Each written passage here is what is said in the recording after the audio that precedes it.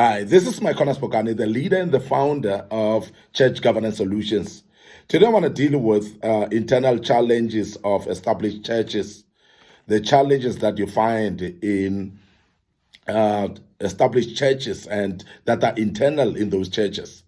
And I want to speak about that topic because it's very important, and it's very often that people think that when a church is well established, quite old and well structured, there are no internal challenges anymore. But I want us to look at it at this topic because there are a lot of internal challenges that would come along, particularly in established churches as well, that we need to look at. And you can find established churches everywhere, and I'm sure you would be aware that they are either in villages, you'll find them in inner cities, you'll find them in metros. The established churches will always be there. And they are not only denominational, because sometimes we think that the churches that are established are those that are denominational in nature. But I must emphasize that you can find it also in independent churches.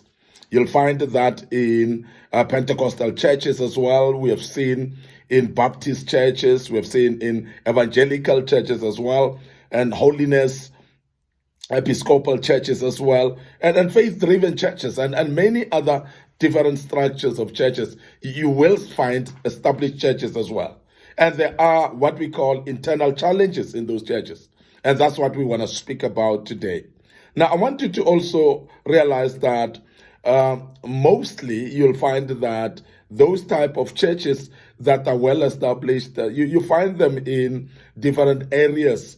As I said, you may find them in rural areas, you may find them in inner cities, but in major outskirts, normally that's where you'll find them more established, having branches and led structurally by a particular central point leader. And all the branches may be reporting to a certain central point. So you find those churches generally in that particular structure, but it's not exclusive to that. As I've mentioned, that you'll find it also in Pentecostal churches. Now, you'll realize that also most established churches, they become denominational in nature over some time. When they are well established, a church is very comfortable in being well established. Generally, the churches become more denominational over some time. And meaning that the central control of their finances becomes a bottleneck in one place. And particularly that system, you find it starting to delay the process or the progress of the church because decisions becomes a bit more bureaucratic in nature and they delay in decision making before you can actually get finances to finance a certain project. So you get those happening, and the growth of the church dynamism becomes more limited as well because it's actually structured and led by certain laws or policies that are actually orchestrated from the central point. So those are type of things that as a background, I would love us to look at and realize that therefore in established churches you will find all these challenges that are internally in those because of the structure that it is in. Now, aside from that, there are those internal troubles that come into. But I want to start today with this challenge that is very common. Now, the challenge that is common is what we call political struggles or power struggles in these particular churches. And you may term it what we call usurpation of authority by powerful groups or power groups, whereby people group themselves into some sort of groups that will be actually taking some power in the sense of leading and conducting and also commanding actually structures to do. You find that there are some groups of people that see themselves as the ultimate authority. And sometimes it happens because the head office is that far and the head office or the control place is that far, but in a local church, you'll find that there are structures that will take charge automatically.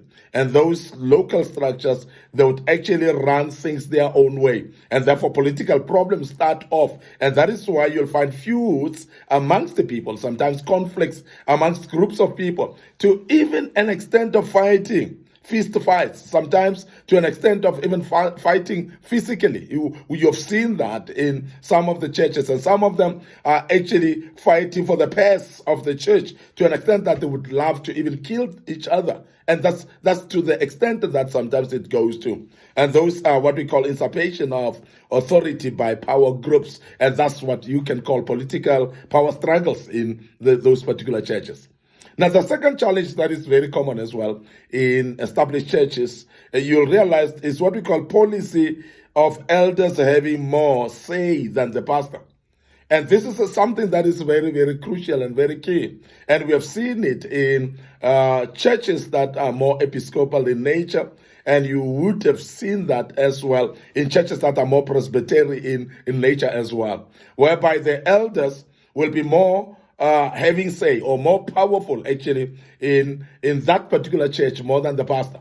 In fact, in these particular churches, generally you'll find that the elders will have powers to employ a pastor, and they've got powers to fire a pastor as well. And they've got a commanding role whereby they can tell the pastor what to preach and what not to preach as well. They're able to actually garner the people and recruit the congregation to conflict against the pastor as well, because the elders has got powers. So the pastor can never make decisions of what you want to use money for. So therefore, if there's a project, he must first go and beg for permission from elders. And this is the type of challenges that you find basically in established churches that are more denominational in nature. And you find this problem more common actually, whereby the church is established, then the elders feel they've been part of growing this church. They've been part of getting the church to where it is. And in the main, generally, you find that the pastor is being overpowered in meetings. Even in areas where they've been actually allowed to vote, they'll overvote or overrule the plans that the pastor have. And in this case, then becomes a very, very serious challenge, because board members are taking themselves like sort of their board members in a company. So they run like they're running in a company. So therefore, there's no more hearkening into what the Spirit says. It's not an issue of the vision anymore. It's much more about who's having a say and who's more powerful. And in more established churches, you'll realize that the boards are actually very well established, which is a good thing, of course, because you need a structure that is well established. You need a structure that is like a well-oiled machine in running. But when it comes to negating every single thing that a pastor brings about, or every suggestion and opinion of the pastor is being run down, so that's actually a challenge where the challenge comes. And majority of the established churches will tell you they are faced with such problems, and they are actually finding it problematic actually to run. And it's difficult actually to move on as a church when you've got challenges like this, where the elders are so much in a very controlling role or controlling seat, whereby the pastor hears from them. Now, this is very crucial that we look into this and we put up our structures a bit more better.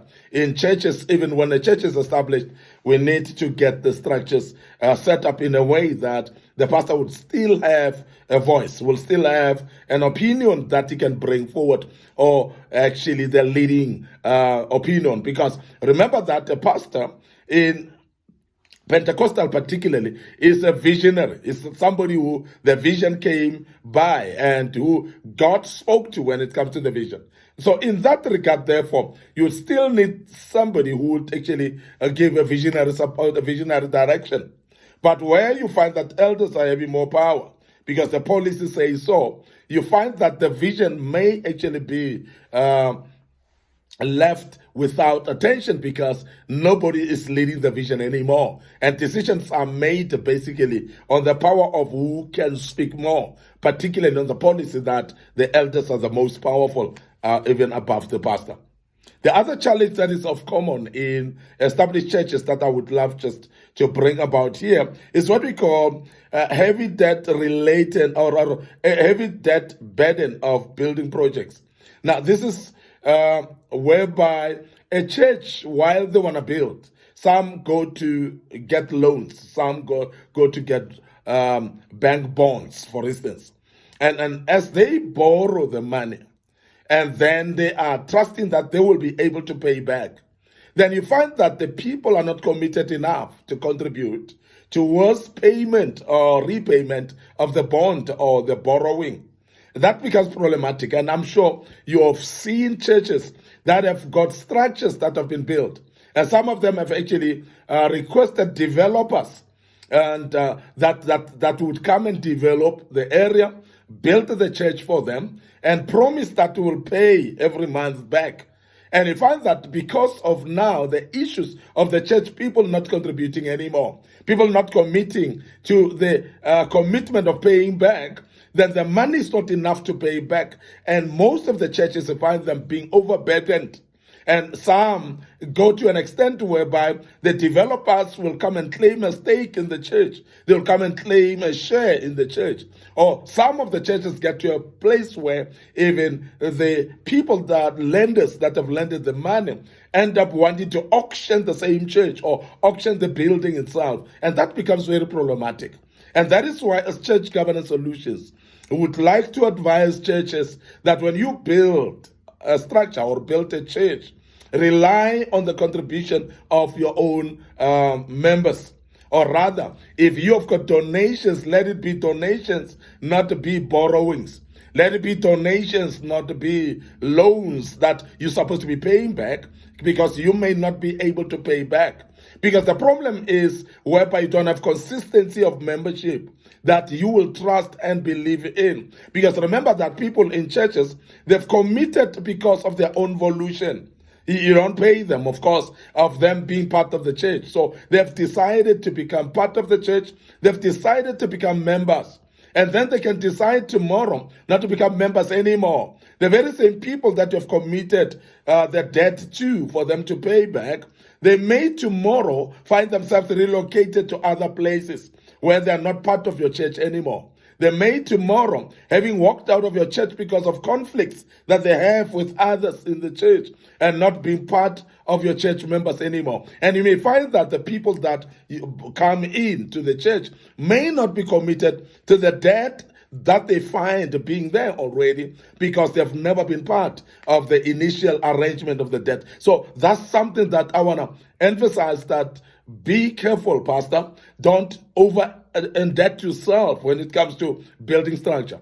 And I always advise pastors that make sure that the members build the church for themselves. Because if they don't build the church for themselves, they will not have the sense of ownership. And when they don't have the sense of ownership, therefore, they cannot actually fully take responsibility of the church building itself. So it is a challenge, and it is a common challenge, and we're addressing it. And I hope that you understand that there is a lot of over-indebtedness in most of the churches, and they are bound by debts because they've committed themselves in loads of debts, and it's difficult to pay that back. And therefore, be careful as a pastor not to indebt yourself and the church at all. I want to end up here today. Your host, Micornus, Phokane. We continue dealing with internal challenges of established churches, and I hope that you'll join us as we deal with part 2 tomorrow of this topic. And I believe also that you'll visit our social media platforms, our Facebook page, Micornus Phokane, Facebook page, Church Governance Solutions. So please make sure that you do like those pages, click notification buttons as well, so that you may be reminded when we've posted the teaching materials of this kind. But also don't forget our YouTube channel under Micornus Phokane. Make sure that you subscribe to our YouTube channel and make sure that you click notification button as well there, so that you can be notified when we have posted teaching materials like this. And may the good Lord bless you. Allow me to check out right here and say cheers for now.